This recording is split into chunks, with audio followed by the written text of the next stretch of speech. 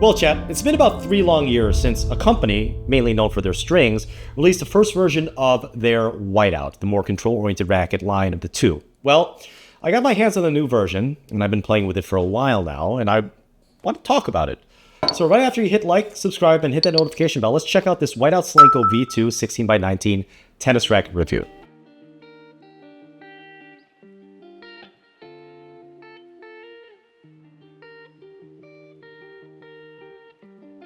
First things first, some of you might have noticed that the racket I was messing around with in recent match play was red. Well, it's because I'm an idiot. The first V2 they sent me got splattered with red stencil because I was doing this stroking motion to stencil it. I squeezed it too hard and it was a mess in my second bedroom, this office, this den I'm in right now. Thankfully, Solinco sent me another one for B-roll. Remember kids, stenciling is all about the dabbing motion, not the stroking motion.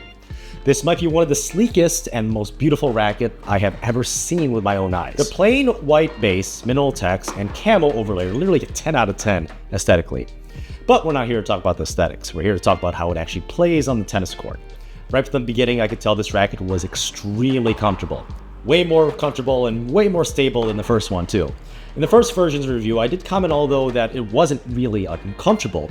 The racket did flex in a weird position when going for high velocity shots, not necessarily a bad thing, but it just felt a little weird to me after a few hitting sessions. Thankfully, whatever Solinco did to remedy this, made it feel a lot more mainstream in terms of the flex point. Along with the racket flexing a little bit more comfortably, it was way more stable in all parts of the tennis court as well.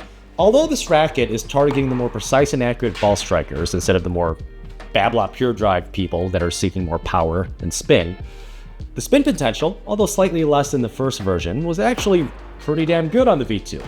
I actually felt like this slight drop in spin potential helped me to create a better and a lower launch angle compared to the previous version. I also absolutely love this racket on the topspin one-handed backhand. It's just nearing perfection on everything it can do for me on the backhand side. Also, especially for an open string patterned racket, this was excellent, absolutely excellent for flattening out shots on both sides. To complement the approach shots, this was also great for volleys. The complaint I had on the V1 lacking weight on punch volleys, at least in stock version, was not an issue with the V2. As for the serves, none of the luster from the V1 was lost. In fact, I would argue that is enhanced due to the increase in swing weight, stability, and plushness. This goes for flat serves, side spin serves, and topspin serves. I might have listed off like 8 major pros about this racket, but like all things that are not Shadowheart from Baldur's Gate 3, it's still not perfect. So let's talk about the negatives after you follow me on Twitch.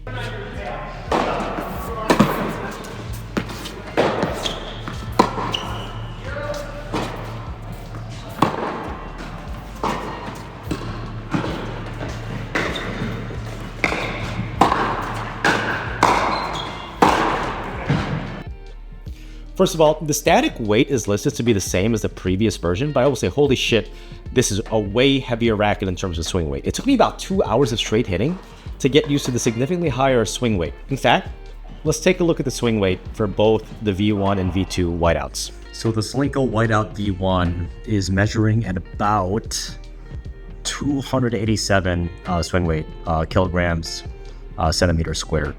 So let's see what the V2 is like. Guarantee you it's 290 plus, maybe even 295.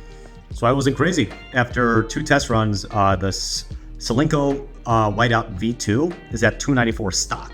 Now keep in mind, I did measure the V1 swing weight stock. I took out the 10 gram butt cap, which is pretty cool that Solinco has it.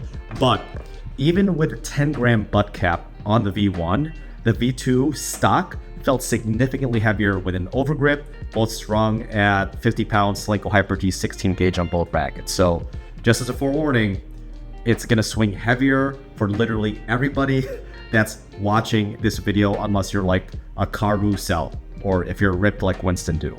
So just letting you guys know. When I initially strung this up, it was with the confidential 16 gauge at 50 pounds and honestly felt the power was way too overwhelming. After the string snapped, I strung it up with the Solinco Hyper G 16 gauge at 50 pounds and the power was actually just damn near perfect. It honestly seems like, and I want to hear you guys' thoughts, that this racket is extremely sensitive for the string set, maybe even the tension as well. And lastly, this is technically negative, but I could be an overarching positive as well.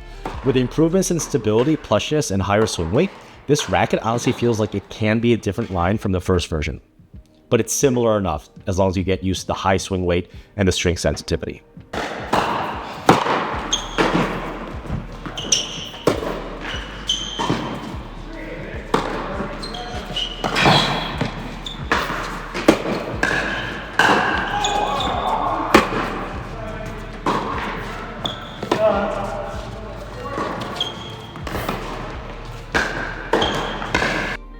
Well, what do you guys think? Are you excited about this racket? Are you curious about it? Have you hit with this yet? Let me know in the comment section below, or better yet, join my Discord to get in on the conversation. Also, let me know if my review is different than any of the other tennis reviewers out there, but we all know I'm the best of them.